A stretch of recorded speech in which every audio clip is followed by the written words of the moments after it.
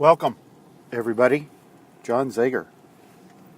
Good afternoon. It's 12:07, I guess, here, Colorado on the eastern slope. And wanted to do a second part to this podcast I did yesterday. It's just on a little workshop that I'm doing. Actually, we're not getting very much done at all. We're just doing introductory parts of the workshop. Drinking some iced coffee, decaf, you guys. It's really good. So yesterday we started off with, can you make yourself sick? Can you think yourself sick? Can your thoughts make you sick? Right? And we spent, the podcast, short 20 minutes on that aspect of it. And the second one today is exactly the opposite.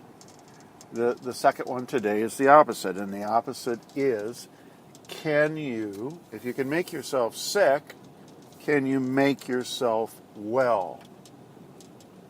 Can you make yourself well? And that's what we're going to talk about today. So, I'm in my truck as usual, and we're just heading out east of town. Take a look at, actually I got a lot of bars right there. Take a look at the house and see how the house is coming along. But, so can you make yourself well through thought alone? I don't think there's any argument around we can make ourselves sick through thought alone. But can we actually make ourselves well? So this would be around self-healing, right? Neuroscience, self-healing, and without medicine. And there's a lot of people with a lot of different opinions on this one that have not researched it. But let me give a couple examples. Over in China and different parts of Asia, they have hospitals that do not do surgery and do not prescribe medication, pharmaceuticals. So they do not treat, and of course they only take terminal, long-term, pretty severe diseased type people that are maybe in 4th-stage cancer or things of that nature, right? And the way they treat them is through thought alone. And their success or cure rate is 98% plus. And that type of treatment over in Asia, more specifically in China, has been around a long, long time. And so they have a track record. They have a track record that is very successful, highly successful, treating people through thought alone. How do they do that, you ask? Well, pretty simple. The thought that they entertain, the patient comes in, the patient's prepped as far as what is going to be happening and how, and the patient is instructed to think and visualize and believe that they are already cured, that they are already healed, that they no longer have their disease. Follow me on that? Okay? And the practitioners, I don't believe they call them doctors, I believe they call them practitioners, usually 2 or 3 per episode of treatment, okay? And they have a plan, a formula, a script, so to speak. They sit down and discuss the case. They decide what their role is. And their role is to believe through thought alone and visualize, right? And see the patient already healed and already cured. The big example that they use over there is this lady who had bladder cancer.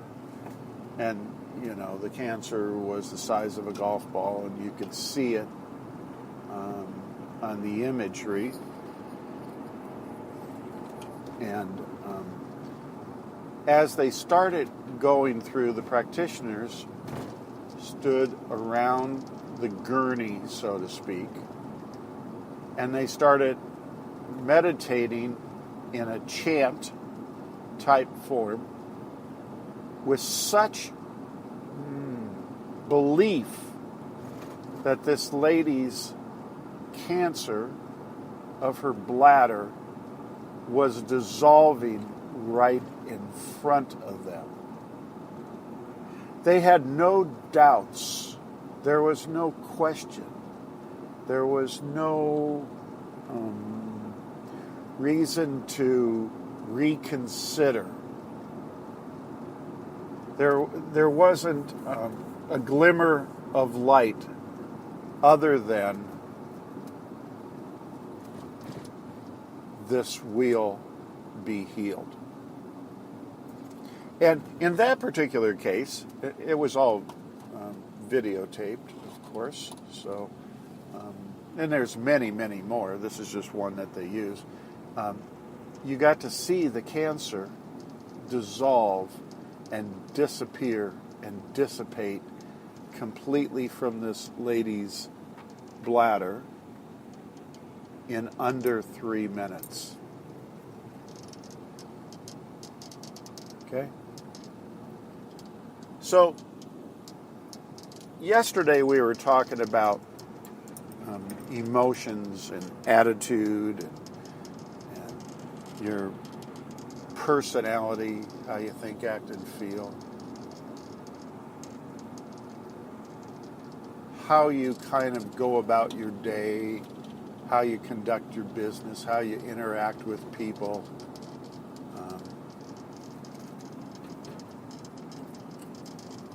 An example would be, I guess, you can't be waking up in the morning and doing a fabulous meditation on love and kindness, right? And compassion, and then go drive to work and flip somebody off who cuts in front of you, right? It won't work. But if you can maintain that heart-brain coherence, the love, the compassion, the caring, the joy, and if that's how you conduct yourself,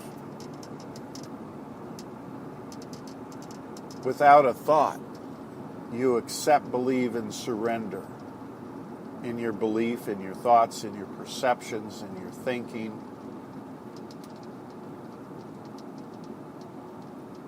That can lead to healing. Okay? So the people or the person who is positive, inspired, empowered,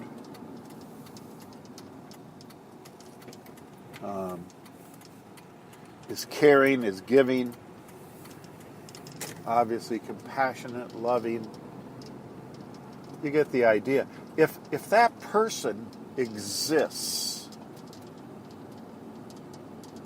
out there on a daily basis, and that's their personality, therefore that's their thinking,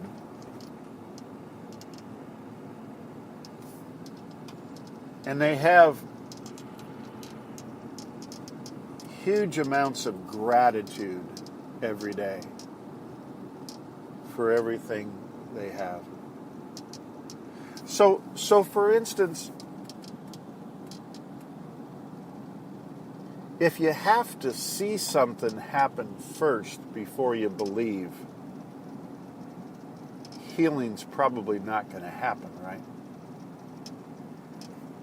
If you have to, if you're homeless, and if you have to have money in your pocket, an abundance of money be given to you in your pocket before you can experience the gratitude, you're probably not going to receive the abundance, right?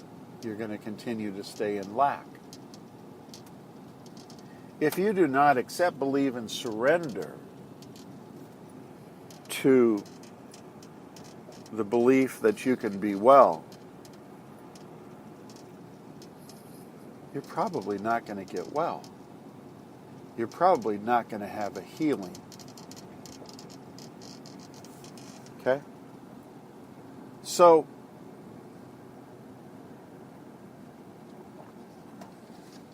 can you heal yourself through thought alone? It's done every day. People are doing it every day. From every imaginable disease, sickness, ill health. So what you're doing is you're up-regulating genes, positive, healthy genes that have a variety of effects on your body. One, they just make your immune system like steel so that disease cannot penetrate or enter your body. There's actual genes out there. I mean, this is all science stuff, you guys. There's genes out there that you can upregulate with the right attitude, the right frame of mind, the right thoughts, and they come right into your body, and they will build and strengthen your immune system to resist disease.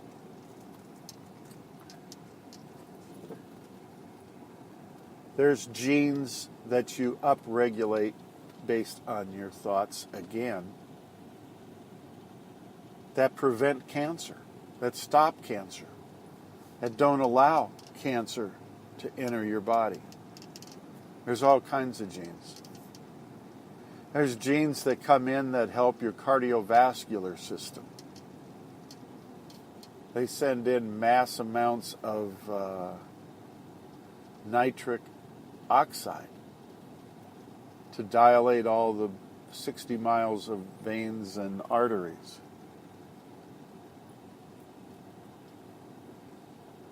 I had heard different numbers of what actually comes in, but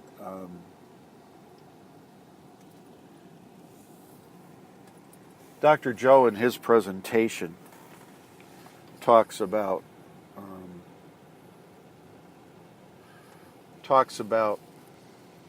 24 very specific ones that he tested for in his workshops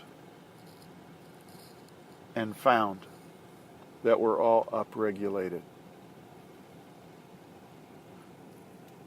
I had heard, and again, this is just science stuff in my readings. I didn't go try to get all the details to it. But there can be up to like 22 or 2,300 genes you can upregulate. Right?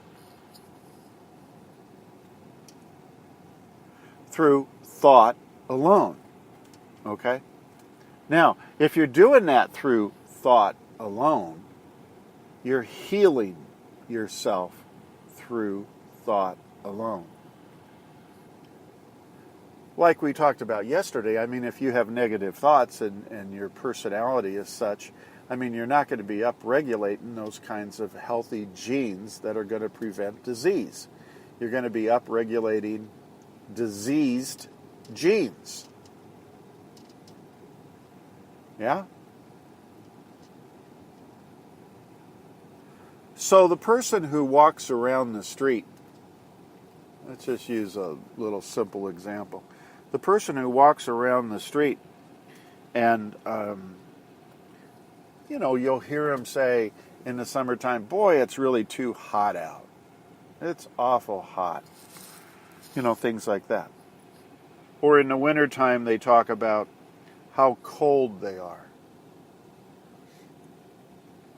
And then you'll hear other people that won't say anything. They live in a four-season climate, for instance, and they expect to have cold weather in the winter and hot weather in the summer. Or they live in the desert. They're not going to walk around living in the desert and complain about the heat. Why would they even move there if that was the case?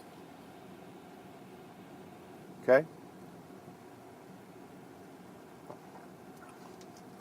So your thoughts can both make you sick and your thoughts can make you ill. And well and healed. Tomorrow we're gonna have kind of an open day. I'm going to continue on with this little workshop, another aspect of the workshop that I do when I go out and present to people. But we're also going to have where people can call in tomorrow. You can call in. It'll be live, 11 o'clock Mountain Standard Time. The phone number over in Colorado is 970-443-5111. Ask anything you want. I am going to continue on with the presentation on doing the workshop that I do. And as we get phone calls, we'll address them and try to answer the questions. And we look forward to that every Friday. Every Friday I try to do that. So ought to be a fun day. I'm looking forward to it. I hope everybody has a good day today. We're supposed to get a little bit of moisture here in Colorado. I'm looking back and the clouds are building to the west pretty heavily. So God bless everybody. Take care of one another. And I look forward to talking to you all again real soon. See you. Bye.